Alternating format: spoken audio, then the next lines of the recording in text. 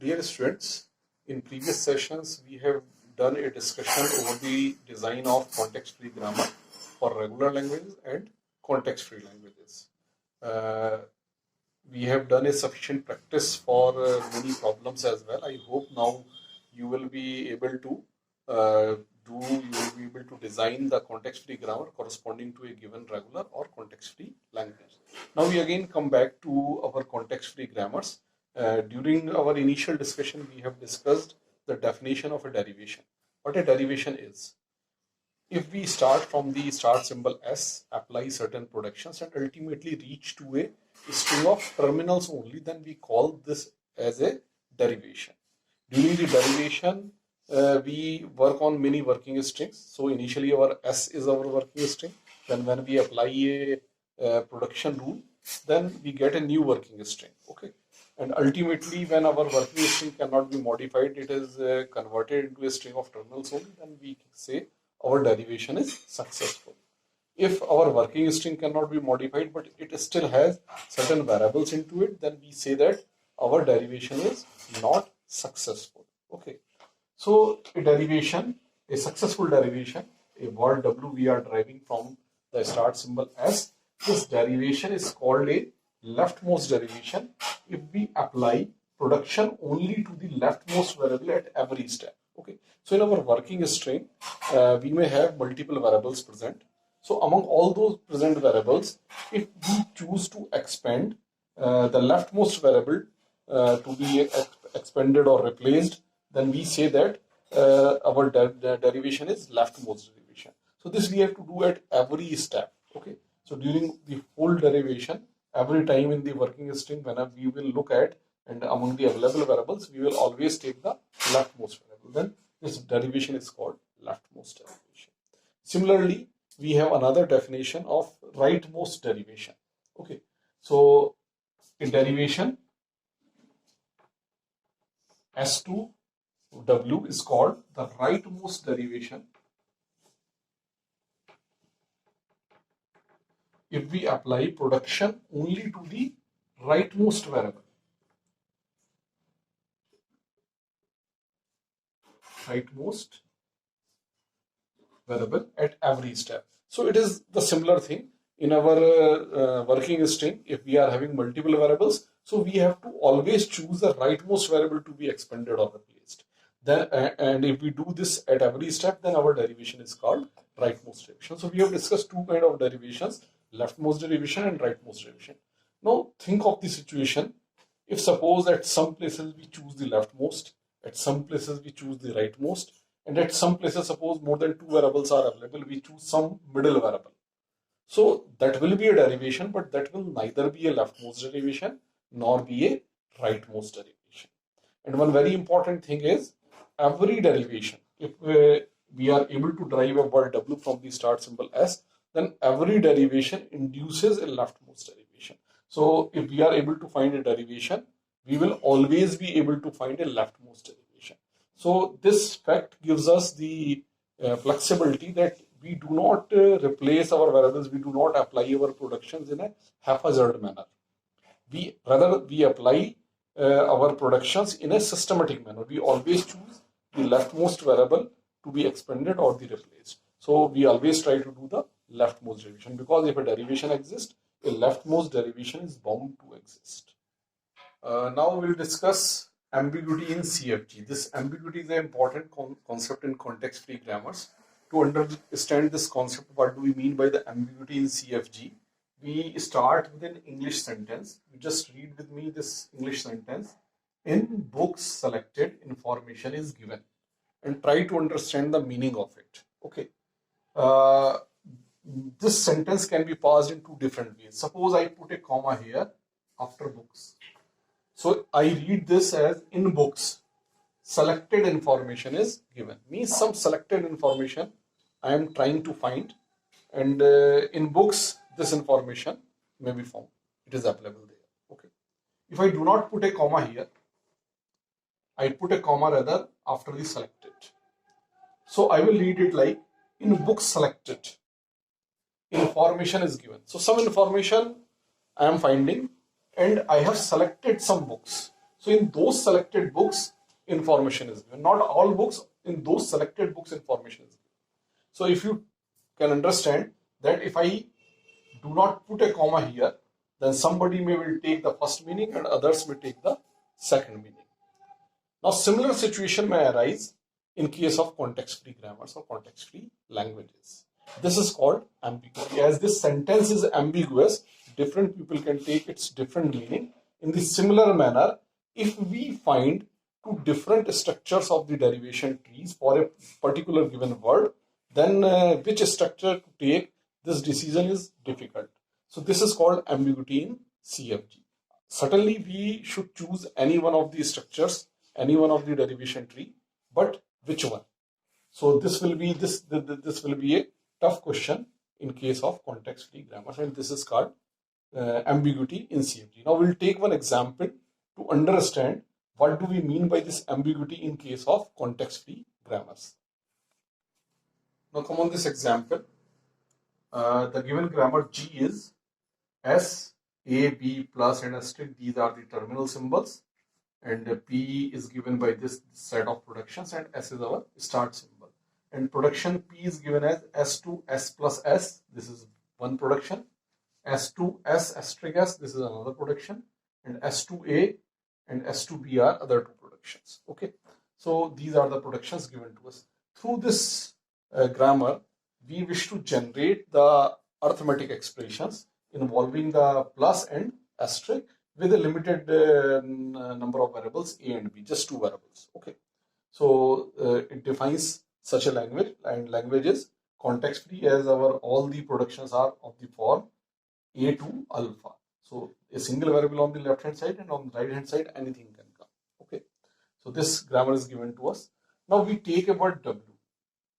It is A plus A asterisk B. So it is an arithmetic expression which we wish to generate through this particular grammar. So when we will derive this particular word W from the start symbol S, so it will be called a derivation. We will find a sequence of applying of the production rules of S. Okay, and then we will ultimately convert our S to this word W, that is A plus A asterisk B. So this we want to find. Okay. Now let us see how we can find it. We try to derive it in a manner. We start with the start symbol S. Okay. Then we will apply any of the applicable production. Now we wish to generate A plus A asterisk B. So suppose we first apply, as we need a plus symbol here. So we apply S plus S. So S2 S plus S. This production we have applied. Okay. So now this S plus S, this is our working string. Okay. Now every time I am taking the leftmost variable among all the variables available in my working string. Okay. So this is the leftmost variable available among these two variables. This is the leftmost. Now for this S, as I want to generate in A here, so I will apply the productions S to A. So I will find this. Okay. Now in my working string is A plus S. Now this variable I choose to expand because this is the only variable available in the working string. Now for this S I choose because I want to generate an asterisk as well. Okay. So I will choose from S to S star S. I will choose S star S. Now my working string is A plus S asterisk S. So this is my working string. Now the leftmost variable is this one S. Okay. So at this place what I want an A. So I will apply the production S to A and I will find it. Then at this place I want B. So I will apply the production S to B and I will find it. So in this manner I will derive this word. If you look at this derivation tree, the yield of this derivation tree is A plus A asterisk B.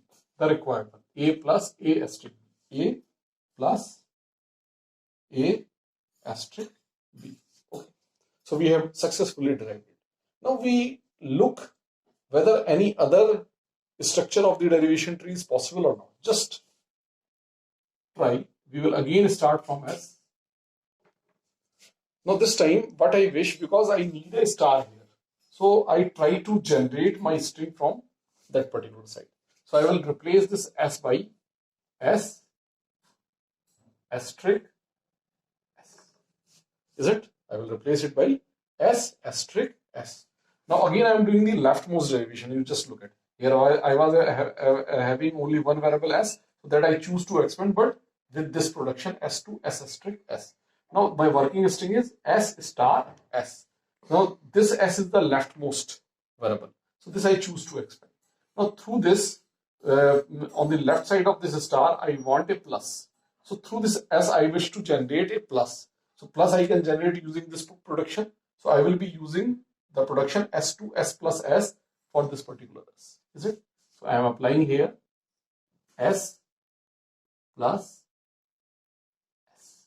Okay. Now in my working string, I am having three variables s, s, and this s. So my working string is s plus s asterisk s. Now again, among the all variables which are available in my working string, I choose the leftmost to be expanded. So I will expand this s. But from this s, I will apply s to a because I want a here. Okay. So I will apply s to a. Then plus is available with me.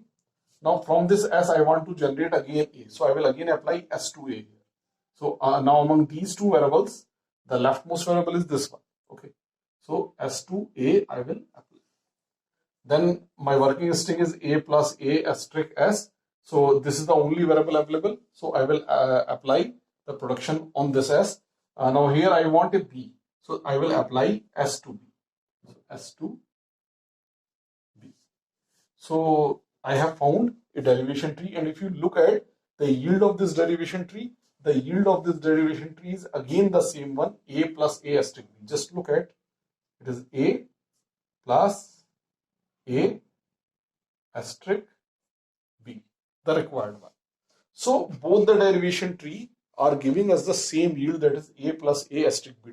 But if we look at the structure of these derivation trees, the structure of these two derivation trees entirely different. If you look at here, you are having a right side squeeze tree, and here you are looking at the left side expanded tree. Okay, so these two structures are quite different structure. So these two different structure. Now whenever we wish to generate a plus a asterisk b, now which structure we should use? This is a question mark. This is a question mark. If you carefully look at this, how the expression, suppose I am going to implement a arithmetic expression through this particular structure. So what does it mean? It is a plus a asterisk b. Here what will happen? Here this plus will be applied on the yield of this and the yield of this. So yield of this I will get when I will apply this asterisk. So meaning thereby, first this a asterisk b, this operation will be performed. Its result will come here. Now a is here. So then this result and this a will be added. So first multiplication will be performed and then addition will be performed. Okay. So certainly this one is the correct one. In our normal arithmetic expression, whenever we have multiplication operation, we give priority to it. But if we look at this particular structure, okay, so here to find this result, we have to compute the result multiplication of these two. To find the multiplication of these two, first I must find the result of this. So this, so I will find the result of this when these two will be added. So first of all, these two a will be added. Its result will come here. Then this result will be multiplied by this b to find this result. So means addition will be performed first and then multiplication will be done. Certainly this one is not correct. This one is wrong. Now when we are implementing our regular expressions, our not regular expression, our arithmetic expressions. So how our system will choose among the two available structures which one is correct. So this is the ambiguity, and you can understand the impact of this ambiguity. Now look at the definition of the ambiguity. A terminal string w belonging to LG is ambiguous if there exist two or more derivation trees for w, or to be more specific, the two or more leftmost derivation trees for w. if you look at the previous example, in the previous example, simply we have taken one W and we were able to find two different derivation trees, two different leftmost derivation trees for that W. So that particular word W in the grammar was ambiguous. So the definition of the ambiguity is for a particular word W. So a word W, if we are able to find two different derivation trees for it, then it is called an ambiguous word. Is it? Now come on the definition of the ambiguous grammar. So a grammar is ambiguous. A grammar is ambiguous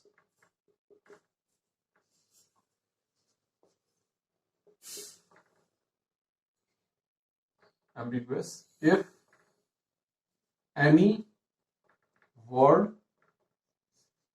W belonging to LG is ambiguous.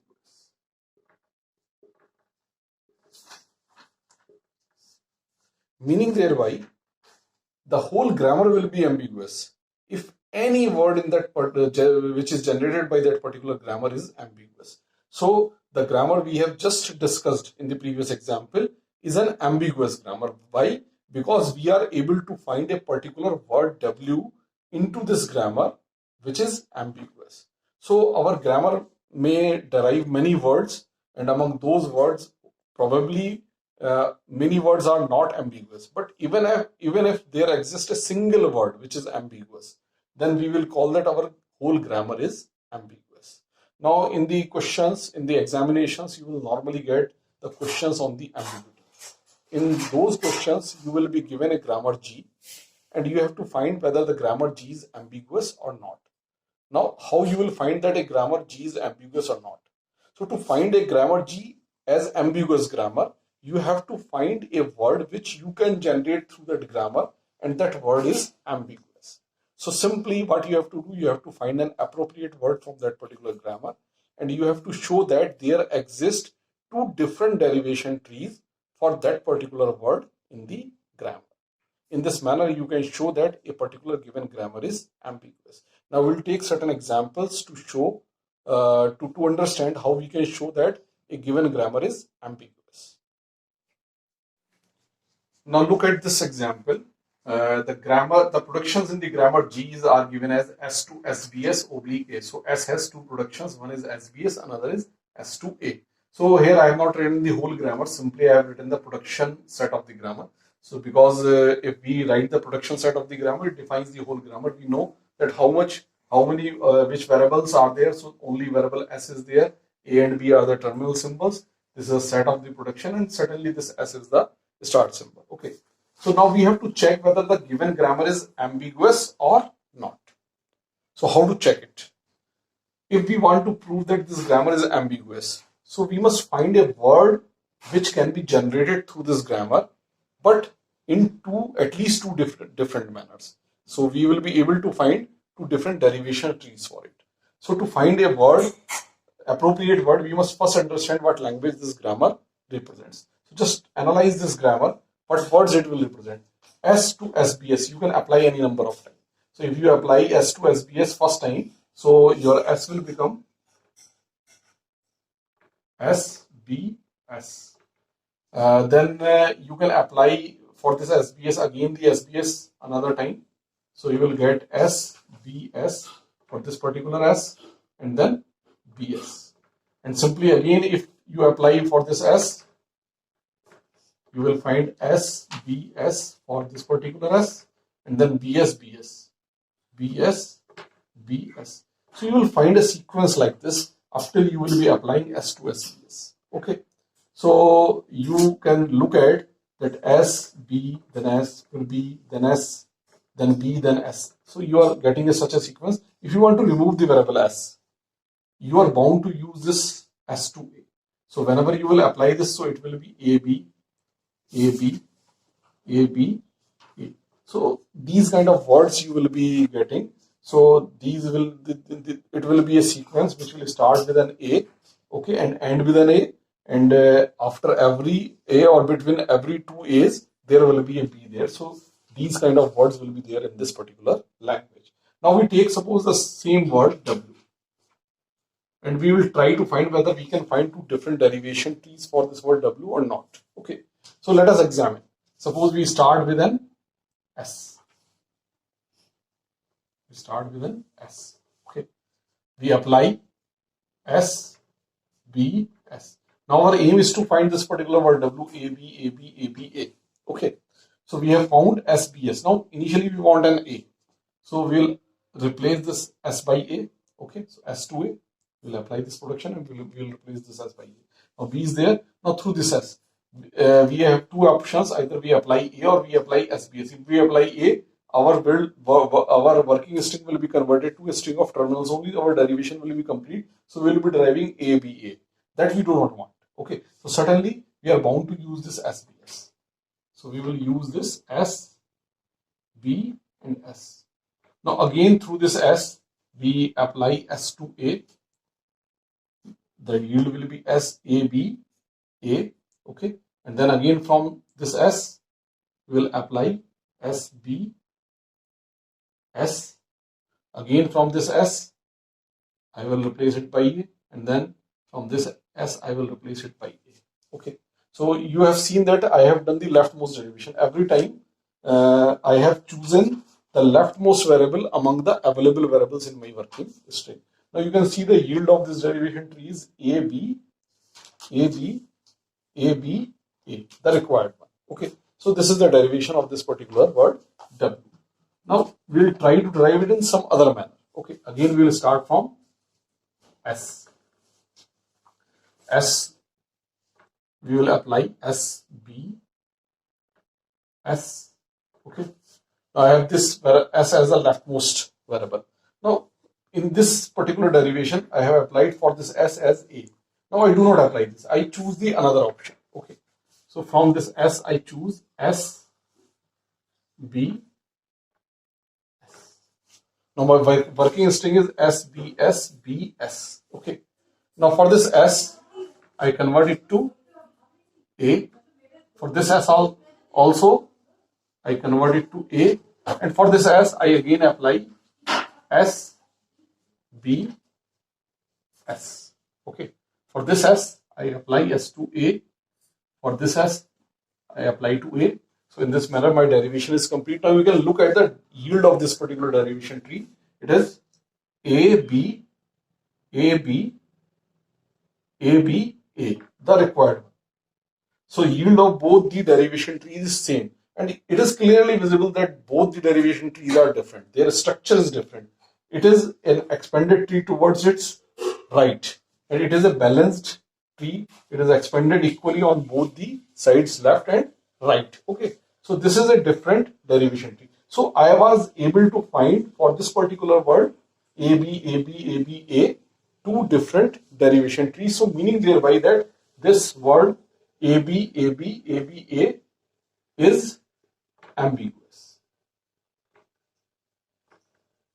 And because this word is ambiguous, so the whole grammar is ambiguous. Okay. So in this manner, I will prove that a given grammar is ambiguous. What I have to do?